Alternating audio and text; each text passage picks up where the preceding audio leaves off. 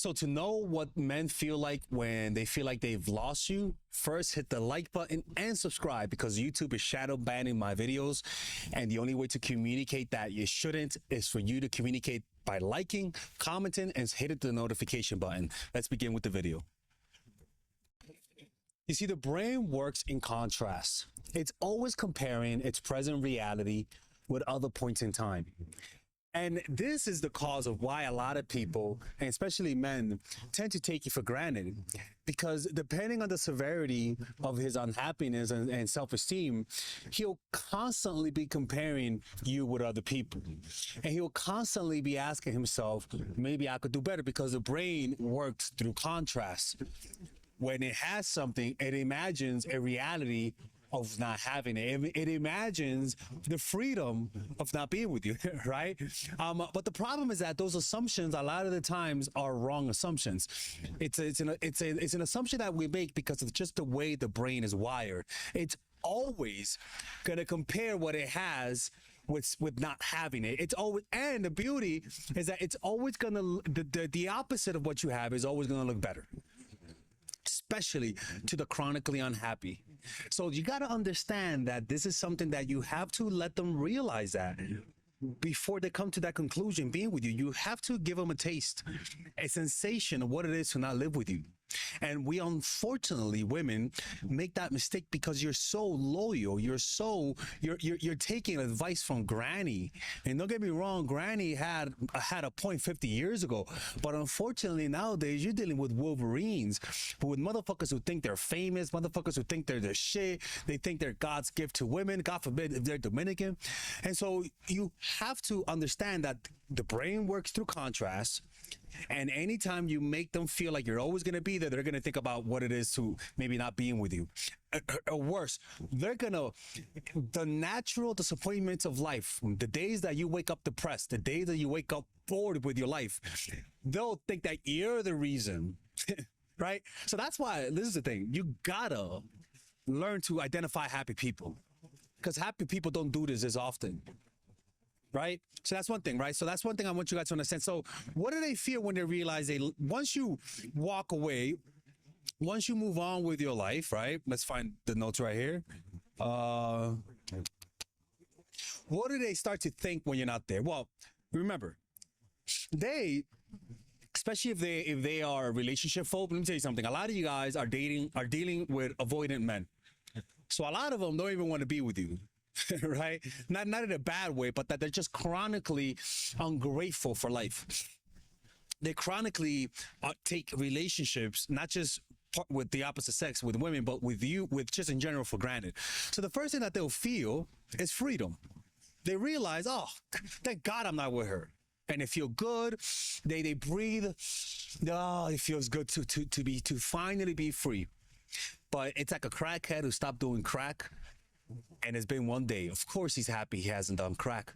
What happens is that over time, once they experience the contrast, the opposite of their reality, then they'll start to feel emptiness. Because what would happen is that the high of being free, the high of experiencing this mental reality that they've been wishing to experience, wears away. And all they're left with is the emptiness that propelled them to fantasize about not being with you. Like, it's just the emptiness. So they'll start to realize, holy shit, like, I'm depressed. They'll wake up and they'll have bad days. They may even start to drink. They may start to smoke more weed. They'll start to get on Tinder, and they'll start to date, not to date because out of love, but to date out of emptiness. And unfortunately, we've encountered people like that, actually, and they usually make us feel like there's something wrong with us because we don't know they're on the rebound. But a lot of the times they're just dating to self-soothe. And this makes them fall in love with you even harder. Because then they start to realize that once they date all the women, they realize they're not the same.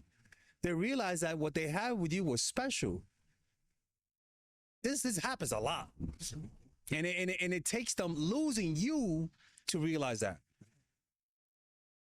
It's unfortunate, because how many good relationships have been lost because of this? How many? You could prevent this, because this is a personality type, this type of person, but it's all so common in this world. This personality type is insecure, likes to have control, and likes to have their distance.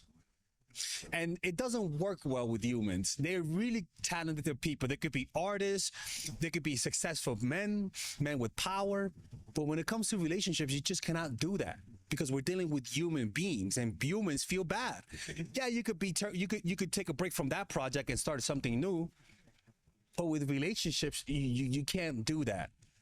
The problem is that a lot of women find these men attractive because they come across as exotic, as interesting, as alluring. But the problem is that their habits, for example, they'll be artists and they'll have like 4 paintings that they're working on at the same time. Because when one painting bores them, they go on to the next. A lot of women will see that. They're like, oh my God, he's so eccentric. But you're not realizing that's how he deals with everything. They have high how can I say it? They have high, not capacity, but high tolerance for dopamine, and they constantly need new stimulation. You know, and you could, again, you identify them by their habits. They're really successful, make a lot of money, highly ambitious, a lot of friends, a lot of people, a lot of hobbies. They're really good. The problem is that those traits are very attractive. You know, don't be fooled by how adventurous they are. Sometimes it just means that they get bored with whatever's in front of them. Right? And so these people will come back. And a lot of them will realize that they made that mistake. But the problem is that even if they come back, they're incapable of appreciating you. That's the whole point. And that's why you shouldn't take it personal. In fact, they're embarrassed. Like when you see men with a lot of women, for example, with a lot of options, don't envy them. Don't be like, oh my God, he can have every woman that he wants. No, he can't. He can't, because he's incapable of appreciating them. And any woman who takes that personal, you're asking for pain. You're asking for your own personal torture made by your own mind. Anyways, man, I'm trying to think if there's anything else. Another thing is that they'll start to see how valuable you are. That's just in general. Remember, whenever you look back at the past always looks more colorful, more interesting, and more beautiful. And skinnier, and less needy, and less creepy. You, in their memory bank, when they put you in that hippocampus and they start to recall you, you always look skinnier. You always look more attractive. You always look less Bronx mode. You always look more calm and more secure. Right? And that's why a lot of the times they come back, because they forget the needy parts. They forget the flaws, right? That's the beauty about time, is that they'll start to recall you in a more positive way, better than you really are in their minds. Like seriously, right? Like seriously, like if you ever make friends with people, you realize that sometimes you forget their negative traits, right? That happens a lot. And that's why you come back to them and then you leave because you're like, oh, fuck, I forgot that they're crazy. That's what time does, man. Especially if they liked you, they'll create even more of those biases. Anyways, man, let me know what you guys think about this. Let me know. Join our Patreon, people, because we all know the channel is not performing as a YouTube. So please hit the like button. Please subscribe, comment, tell the algorithm that it's making a mistake, people. Speak to it. Speak that shit to existence. Let it know it's making a mistake. Subscribe, because a lot of you guys are just not being notified of my videos, okay? Anyways, see you guys later. Take care.